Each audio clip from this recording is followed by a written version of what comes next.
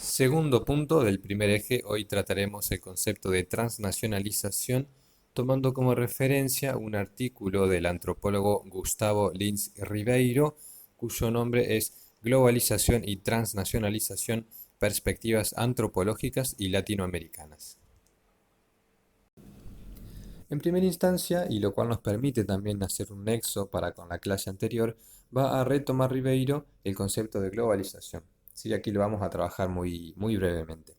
Y va a decir de ella que es un proceso básicamente vinculado a la expansión histórica del sistema mundial y a la producción de un mundo en donde distintas localidades pueden mantener relaciones importantes de manera cada vez más independiente de las distancias físicas entre ellas y de la mediación de los estados nacionales en donde se localizan.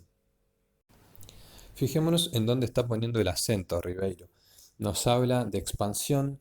de producción, de distancia, un acortamiento de distancias, de independencia en esas mediaciones respecto de las partes y los estados-nación y cómo estos estados, y esto me gusta resaltarlo porque me parece sumamente importante, van perdiendo autonomía en estas mediaciones y la van ganando progresivamente otras entidades que operan más bien desde la lógica de mercado. Va a mencionar una compresión del estado-tiempo, ¿sí? Un concepto que es muy gráfico y resume muy precisamente esta cuestión que está tratando. Y va también a mencionar dos vectores que a él le parecen totalmente imprescindibles como para poder entender esta lógica, esta dinámica tan moderna.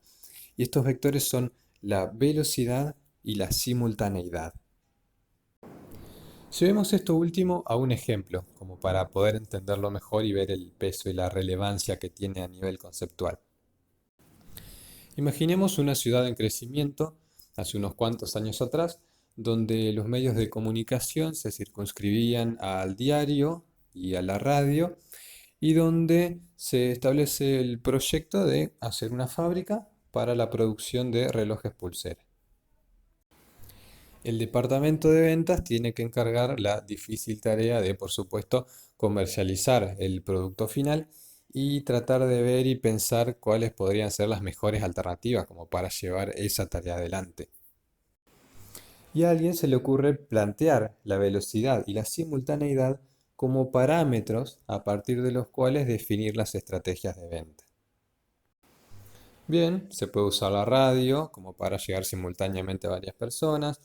Se puede usar el diario también, agregar alguna imagen. ¿Sí? Lo visual sabemos que tiene un atractivo singular en lo que respecta a hacer compras. Se puede contratar a distintos vendedores como para que a la par vayan, como era común en otros tiempos, puerta a puerta, exponiendo o mostrando un catálogo de los diferentes productos. A mayor cantidad de vendedores, más simultáneamente se va a poder llevar adelante el proceso y más rápido se podría abarcar a esa población en cuanto al ofrecimiento de ese producto. Eventualmente, y en tanto cerrasen los números y el producto se pudiera vender y este emprendimiento pudiera funcionar exitosamente, se podrían tener nuevas sucursales e incluso nuevas fábricas según la demanda y ampliar también el número de ofertas y por tanto de ventas. Ahora bien, si traemos estos dos vectores o parámetros, la velocidad y la simultaneidad, a la actualidad, el panorama es completamente distinto. Supongamos que luego de la fabricación se contrata a 10 vendedores. Esos 10 vendedores van puerta a puerta y por alguna razón, no sé, se alinean los planetas, como se dice, tocan a la vez a 10 puertas, esos 10 habitantes de cada casa respectiva les abre y escucha lo que tienen para ofrecer. Tenemos ahí simultáneamente 10 compradores potenciales. Traído esto a esta época, con los medios de que se puede disponer ahora, entre la televisión y las redes sociales, esta simultaneidad, que en el primer ejemplo llegaba a 10 personas, y que podemos sumarle según los avisos en la radio y en el diario unos cuantos más, pasan a números desorbitantes, miles, cientos de miles, millones, billones de personas. A esa fábrica le puede ir excelentemente en esa ciudad, se traslada a otra como fábrica o más bien como sucursal, así pasa luego a otro país, así pasa luego a otro continente, termina abarcando una cantidad de posibles compradores totalmente inimaginable en otro tiempo, en otras condiciones y con otros medios. Por eso es que insiste Ribeiro en que estos dos vectores son absolutamente definitivos como para poder comprender no solamente el presente, sino va a decir en la constitución de la modernidad como un todo. Y se va a referir a su vez a una expresión que utiliza el geógrafo inglés David Harvey, en donde dice que la globalización se confunde con el achicamiento del mundo.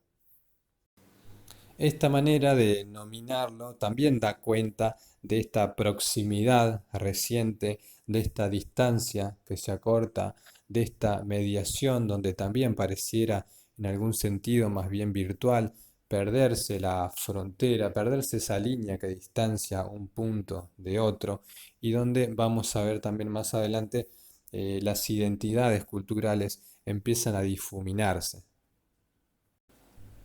Aquí Ribeiro ya se permite hacer una diferencia, una comparación entre el concepto de globalización y el que va a introducir ahora, que es el de transnacionalismo, donde quisiera resaltar, subrayar este sufijo, el de ismo, que por lo general se utiliza como para designar una doctrina, una escuela, una actitud acentuada, ¿sí?, respecto del concepto base o concepto madre, en este caso el de transnacionalidad.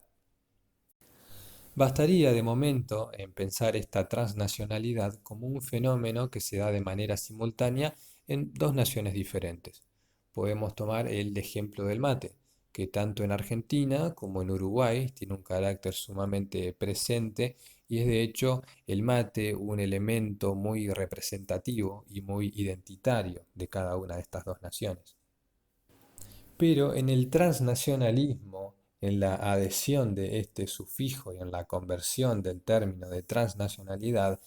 él va a agregar otros aspectos que no son precisamente los más inocuos ni los más felices. Va a definir el transnacionalismo como el fenómeno político ideológico asociado a la globalización que constituye una posibilidad de construir, por ejemplo, una concepción de nosotros mismos como miembros de una sola unidad, el planeta globo, de una transición, de construir la idea de una comunidad de ciudadanos transnacionalizados, de una ideología que organiza las relaciones entre personas a nivel global. Entonces, esta transnacionalidad, convertida en ideología y tomada como un nuevo parámetro, si se quiere, para quienes se favorecen por los procesos globalizantes, puede acarrear toda una serie de beneficios, ¿sí?, para un grupo y toda una serie de consecuencias negativas para otro grupo muchísimo más extenso. Tomemos nuevamente el ejemplo de la fábrica de relojes. Y pensemos que el público al que tiene que orientarse comporta estas características de, como dice Ribeiro, un planeta globo, de, como dice Harvey, un achicamiento del mundo, donde la identidad, donde estos rasgos de pertenencia son modificados, son corroídos, depende del término que querramos usar, si más negativo, si más optimista, pero en definitiva sufren una modificación en función de la transnacionalidad o del transnacionalismo. Ahí también tenemos como una diferencia de acuerdo al carácter que le querramos añadir al término. Pero en definitiva, en la medida en que estas identidades socioculturales empiezan a ser viciadas, en tanto hay un aparato propagandístico infatigable, que no descansa, perverso, que no tiene ningún miramiento por fuera de los beneficios económicos, que no piensa sus estrategias en términos de salud poblacional, sino en términos de venta, de ganancias, etcétera. Ahí el panorama ya es muy diferente. De hecho, hay departamentos muy específicamente especializados en este tipo de cuestiones como para tener la mayor efectividad posible y los parámetros son, como hemos dicho, pensados en función de las ganancias. Y la regulación respecto de esto, en otros términos, está muy ausente, es muy superficial y definitivamente no lidera, no tiene un peso suficiente en este tipo de mediaciones y de intercambios entre distintas localidades, naciones, países, continentes. El departamento de ventas de esta fábrica puede entonces crear un perfil en base a estas unidades socioculturales, ¿sí? Unidad en el sentido de lo que es una misma cosa, de lo que se asemeja entre sí. Y un perfil a partir del cual poder definir con mayor precisión qué tipo de propaganda poder realizar, qué tipo de objeto u objetos poder asociarles a esas propagandas como para crear ahí un sentido de pertenencia que condicione a ese sujeto a la compra de ese producto.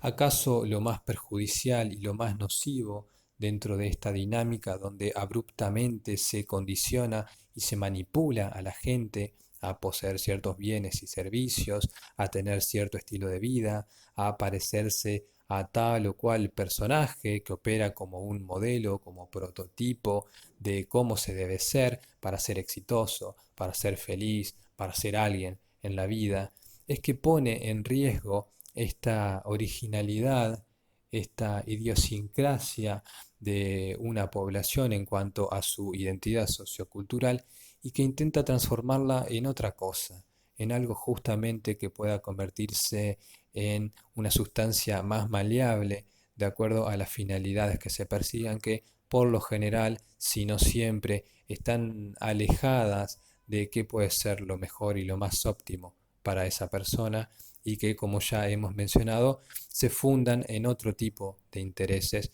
que no son precisamente comunitarios y que no son los más benévolos. En tanto el mercado sea quien medie fundamentalmente en estas interacciones entre las distintas partes, llámese poblaciones, ciudades, países, continentes, etcétera, estas son las condiciones, estas son, por decirlo de algún modo, las reglas del juego.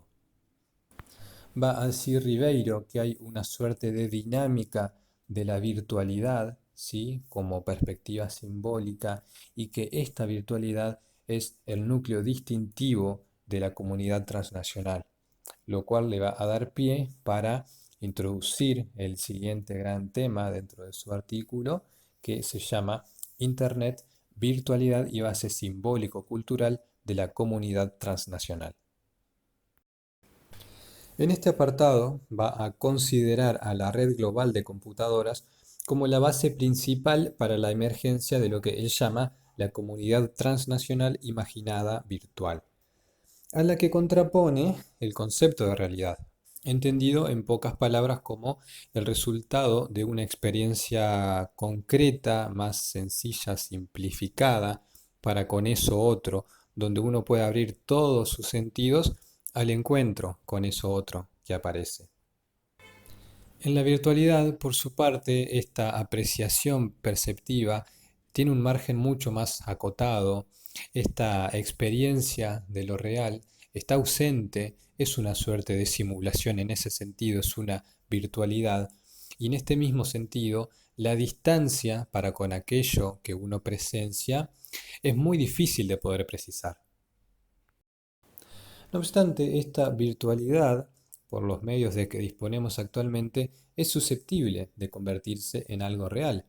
Por tanto, un objeto que uno puede visualizar en una propaganda cualquiera, de pronto, y porque justamente existen los medios de distribución necesarios, y los hay de sobra incluso, podemos obtener ese objeto y se puede dar este tránsito entre algo que parecía ser ficticio, que tenía una distancia X y que de pronto podemos tenerlo enfrente.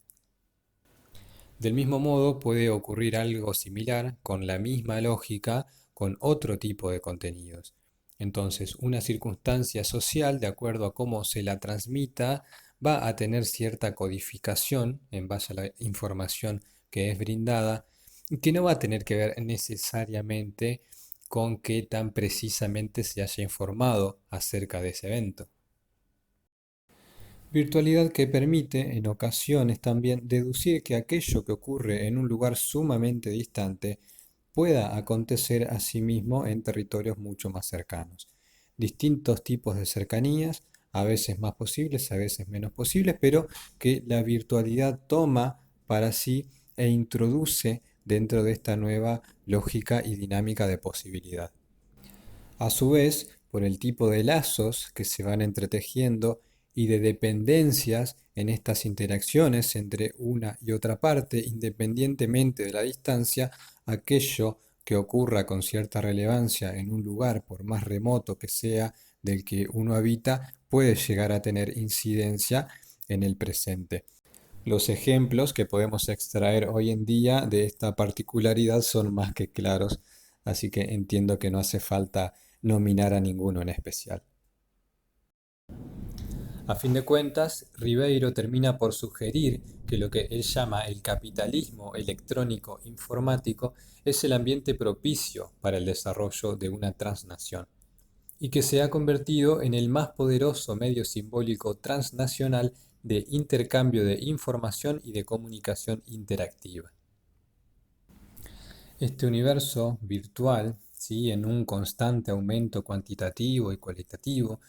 va a decir que nos permite ser transportados simbólicamente e imaginativamente a lugares que no están allí, que per se no existen, y a partir de ellos crear realidades que son puras abstracciones antes de ser hechos empíricos.